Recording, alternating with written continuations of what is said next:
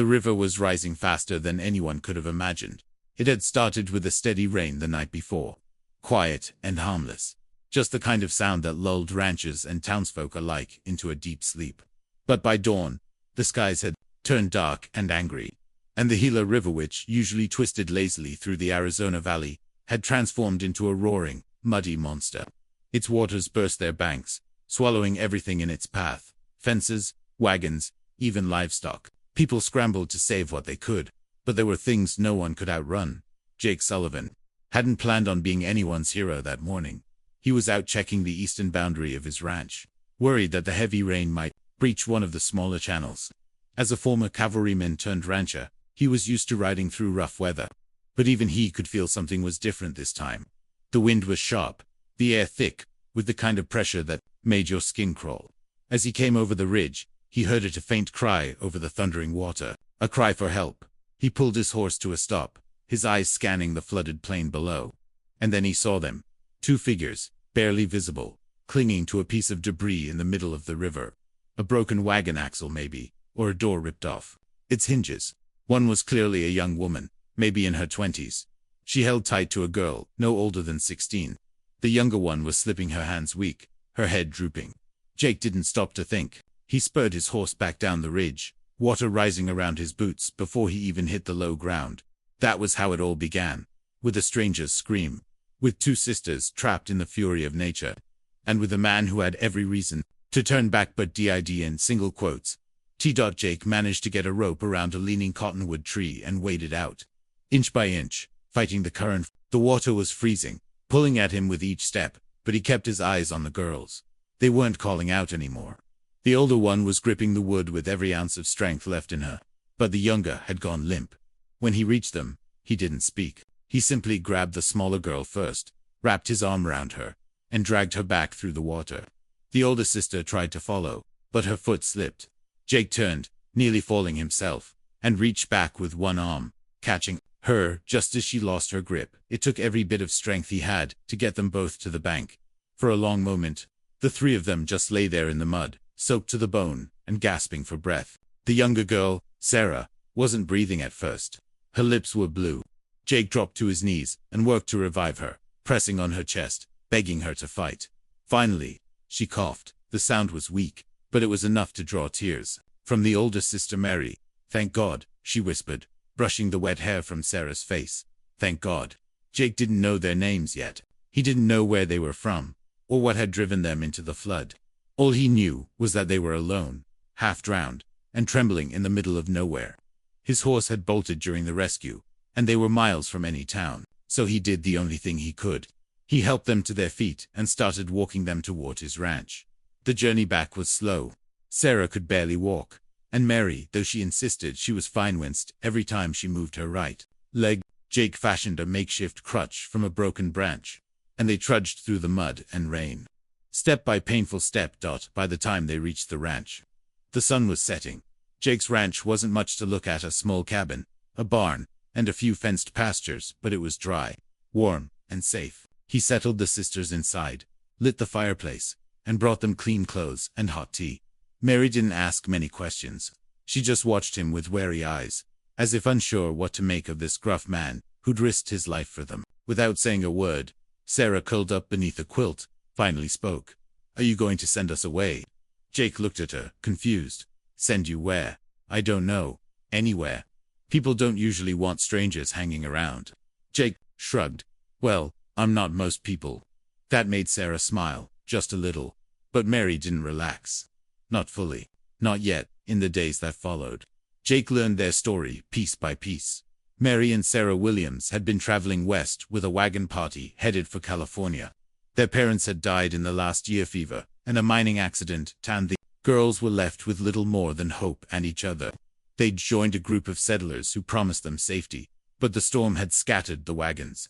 When the river rose, the girls had been in the wrong place at the worst possible time. No one had come looking for them. Not yet. Jake didn't ask many questions. He fed them, gave them shelter, and let them rest. But he noticed things. Mary never let Sarah out of her sight. She slept on the floor beside her sister's bed. She flinched at loud noises. She was used to being responsible for everything and everyone. And Jake, he found himself watching her more than he meant to. He told himself it was because he was being cautious. He didn't know them, but as the days turned into weeks, something else settled in his chest, something unfamiliar and unsettling. A warmth he hadn't felt in years. Jake had lived alone for a long time. Too long, maybe. He'd seen things during the war that had changed him. Friends lost, towns burned, trust broken. Afterward, he'd ridden west hoping to outrun the ghosts. He bought a plot of land, broke wild horses, and built a life that was quiet and solitary. It was safer that way. No one to lose. But now, Mary was baking bread in his kitchen. Sarah was helping him feed the chickens. Their laughter filled the spaces that had once echoed with silence. And Jake felt himself changing. He wasn't sure what scared him more, the idea that they'd leave, or the idea that they might stay. One morning, he found Mary sitting on the porch, staring out across the fields. Her hands were folded in her lap, but they trembled ever so slightly. "I know this isn't forever," she said quietly. "You've done more than enough already." Jake sat beside her. "You don't owe me anything." Mary looked at him then. Really looked at him. "I know. That's what makes it hard." It would have been easier if Jake had been the kind of man who expected something in return, but he wasn't. And Mary wasn't the kind of woman who took kindness lightly. That night, after Sarah went to sleep, Mary lingered by the fireplace. She seemed torn, like she wanted to say something, but couldn't quite bring herself to speak. Jake poured her a cup of tea, and waited. Finally, she looked up. "You should know, I can't promise anything. I don't know what comes next. I just know we're tired. And we don't have anywhere else to go." Jake nodded slowly. "Then, maybe this is the place you were meant to end up." Mary blinked, surprised by the gentleness in his voice. Jake stood and headed for the door. "I'll be out feeding the horses." Mary watched him go, heart pounding. The next morning, something was different. Not spoken, not decided, but understood. They worked side by side now. Mary started sewing new curtains for the cabin windows. Sarah, feeling stronger, began planting vegetables in a patch of earth behind the barn. Jake built a new chicken coop and added a second bed to the spare room. No one talked about what any of it meant. They just did it. But the peace didn't last. It never does. Not out here. One afternoon, while Jake was away trading supplies in town, a stranger rode up to the ranch. He didn't smile, didn't tip his hat. He asked too many questions and didn't give enough answers. Said he was just passing through, but his eyes kept drifting. Toward Mary, toward the cabin. Sarah had run inside to lock the door. Mary stood her ground, calm but alert. She remembered too well what happened when men looked at women like that. The stranger finally left, but the tension lingered. That evening, Mary told Jake about the visit. He didn't say much, but he oiled his rifle that night and double-checked the locks on the doors. Something was coming. Something none of them were ready for. But they'd survived the river. They'd built a fragile peace. And now, standing on the edge of something unknown, they had only one choice: face it together. Because sometimes the people who save us from drowning don't just pull us from the water, they teach us how to breathe again. And just when it seemed like they were finally safe, a shadow fell across the front porch. Sarah's voice trembled from the doorway. "Mary, there's a man outside, and he says he knows you." Mary froze, the blood draining from her face. Jake reached for his rifle. Outside, the figure stood in the fading light, hat low, eyes hidden. But there was something in the way he stood, something familiar. Mary stepped onto the porch. Her breath caught in her throat. It couldn't be him. Not after all this time. Not now, but it was. And what he came to say would change everything they thought they knew about rescue and family. Forever. The man on the porch didn't speak right away. He stood there in the fading sunlight, dust clinging to his coat, eyes shadowed beneath the brim of a worn hat. Mary's breath caught in her throat. For a second, the world narrowed. She didn't see the barn, the garden, or even Jake standing a step behind her with a rifle resting in his arms. All she saw was him. "Hello, Mary," the man said quietly. Voice rough like gravel, but unmistakably familiar. Jake stepped forward. "You know this man?" Mary didn't answer right away. She couldn't. Her hands trembled at her sides, and her mind was racing to places she'd worked so hard to leave behind. "His name is Daniel," she said finally. "He used to be my fiancé, before everything went wrong." Sarah, who'd stepped onto the porch behind them, gasped, "Daniel, but I thought he was dead." Mary nodded slowly. "So did I." Jake didn't lower the rifle. "What's he doing here now?" That was the question. and it hung in the air like a storm about to break. Daniel looked thinner than Mary remembered, worn down by travel or maybe guilt. He stepped forward cautiously, hands raised slightly to show he wasn't a threat. "I didn't come to cause trouble," he said. "I came to make things right. If you'll let me explain." Mary didn't know what to say. Her heart pounded so hard, she could barely hear over it. The last time she'd seen Daniel was the night their wagon train was attacked. Chaos, screams, fire. He'd disappeared in the confusion. Everyone assumed he was dead. She had mourned him for weeks. And then, over time, she had tried to forget him. Now he stood before her, alive and full of questions. Jake stepped back, giving her space to decide. He didn't say a word, but his eyes stayed locked on Daniel. "Got it. Mary finally nodded. "Come inside, we'll talk. But if you lie to me, I'll know." The fire crackled softly in the hearth as Daniel sat down at the kitchen table. Jake remained by the doorway, rifle resting within reach, while Sarah sat beside Mary, gripping her sister's hand tightly. Daniel looked around the cabin. "You built a life here." Mary nodded. "We did. Without you." He swallowed hard. "I don't blame you. After what happened." He told his story slowly. After the attack on their wagon group, he'd been taken by a gang of raiders. They left him for dead outside a border town after months of forced labor. He'd survived barely. When he finally got free, he went looking for Mary and Sarah, but found only stories. A flood, a rescue, a rancher named Jake Sullivan.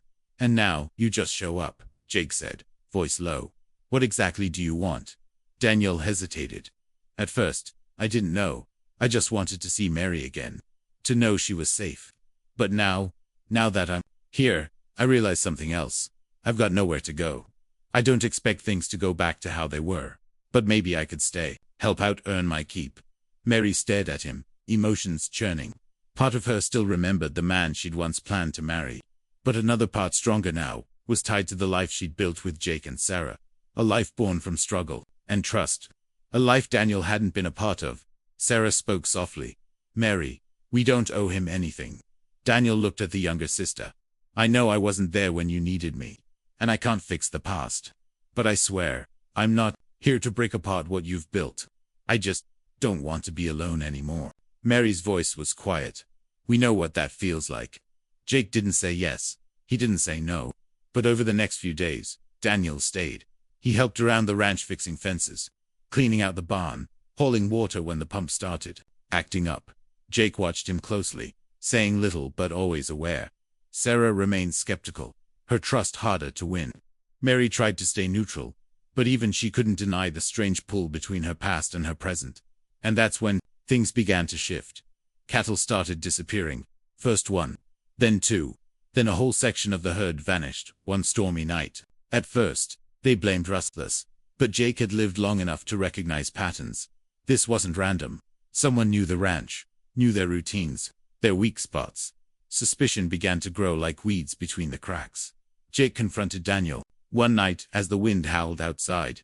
"You show up, animals start disappearing. That's not a coincidence." Daniel's jaw tightened. "You think I'm stealing from you?" Jake didn't answer.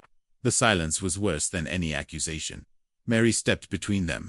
"Jake, wait, maybe it's someone else. There's been strangers passing through town. Could be anyone." But Jake's instincts told him otherwise, and he wasn't alone. Sarah came to Mary one evening with tears in her eyes. "I saw Daniel talking to a man near the canyon trail.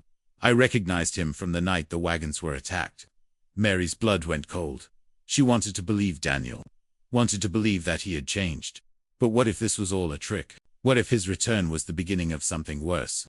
The next night, Jake set a trap. He and Sarah waited by the north pasture, while Mary kept the lantern lit at the cabin. Just after midnight, they saw movement, 3 figures approaching the corral. Jake didn't hesitate. He stepped out, rifle raised. "Stop right there." The men froze. One of them bolted, disappearing into the trees. But the other 2 were caught. And one of them was Daniel. Mary watched from the porch, heartbreaking, as the man she'd once loved was marched back toward the house in handcuffs. "I didn't steal anything," Daniel insisted, eyes wild. "I was trying to stop them. But it was too late. The trust was broken." The silence in the room afterward was heavier than anything the flood had ever brought. Jake locked Daniel in the barn until morning, planning to take him to the sheriff in town. But sometime in the early hours, Daniel vanished. The door broken, the rope cut, and all he left behind was a single note. I didn't come to hurt you. I only wanted to belong. After that, things changed again. Jake doubled security around the ranch. The fences were reinforced. The animals watched closely. But the emotional damage was harder to mend. Mary withdrew, unsure how to process everything. Sarah stayed close to her sister, the way she always had. And Jake. He went quiet, the betrayal settling deep into his bones. Weeks passed. The rain finally stopped. The grass turned green again. But the tension remained like smoke after a fire. Then came another knock at the door. This time, it wasn't Daniel. It was a lawman from Tucson. He carried papers, official and heavy. He told them there was a bounty on Daniel's head, that he'd been part of a smuggling gang that had been using lost settlers to cover their routes, that several other survivors from that wagon party had reported seeing Daniel with the raiders. Mary couldn't breathe. She had saved Sarah from the river. Jake had saved both of them. But in opening their door to someone from the past, had she risked everything they had built? Jake stood on the porch that evening, staring out into the dusk. Mary joined him, silent. I should have trusted you, she said. I let my heart get in the way. Jake shook his head slowly. You wanted to believe the best in someone. That's not a weakness. But Mary knew it could have been their undoing. As the sun set, they stood together, the silence between them different now. Their family had been tested again. Not by nature, but by trust.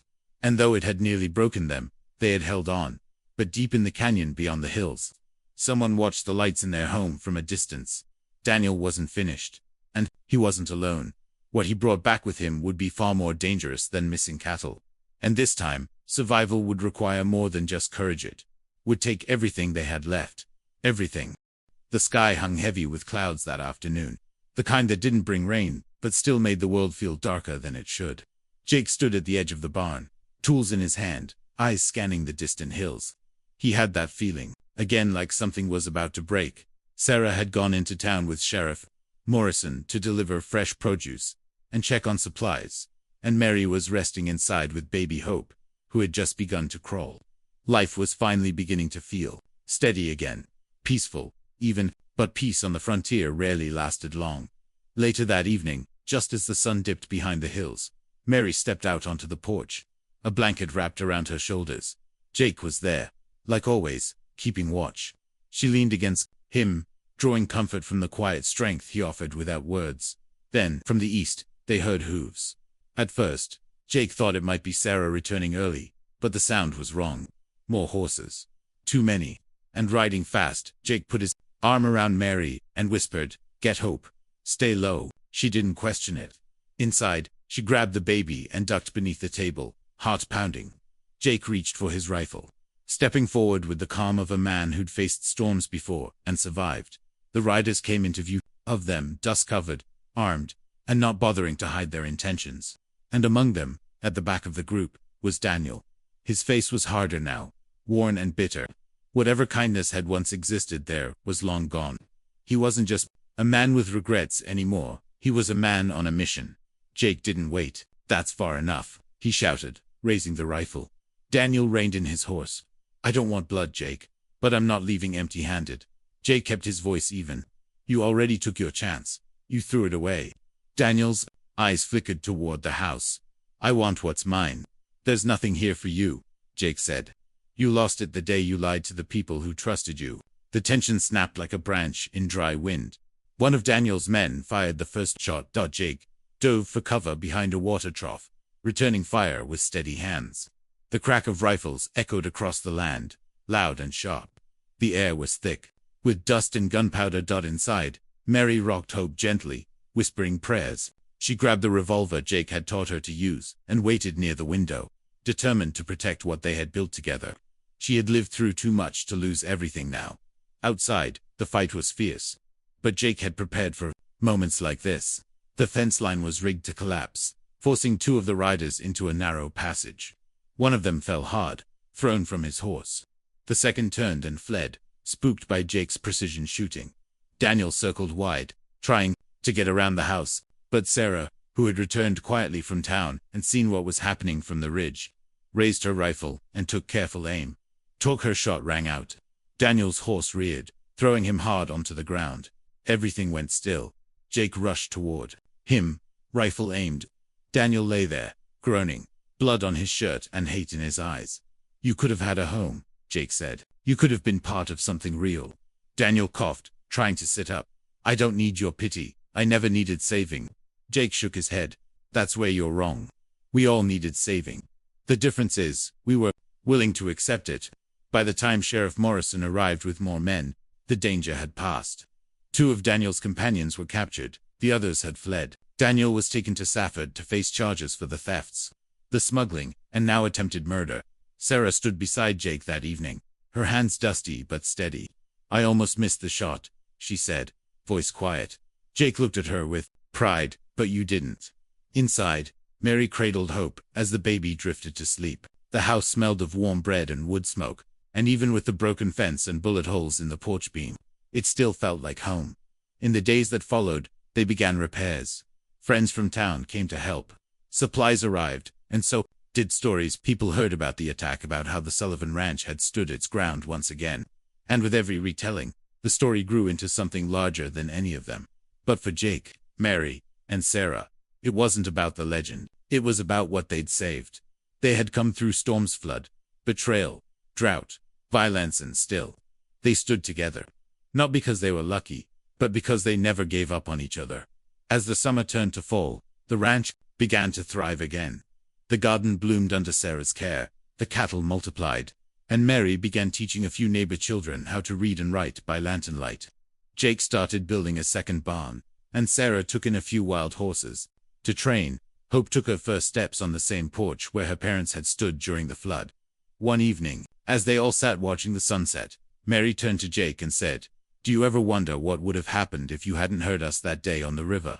Jake looked at her, then at Sarah, and finally at Hope, who was laughing in the grass. "I don't wonder," he said, "because that day didn't just change your lives, it changed mine too." And that was the truth. The moment Jake pulled 2 strangers from raging waters, he hadn't just saved them. They had saved him too, from a quiet, lonely life that might have gone on without meaning. Together, they had built a family, not of blood, but of choice, of courage, of trust, and in a world that often feels uncertain. That's the kind of rescue that stays with you, the kind that makes you believe again in second chances, in redemption, and in the simple power of kindness. Because sometimes, when you stop to help someone else, you end up finding exactly what your own heart was searching for all along.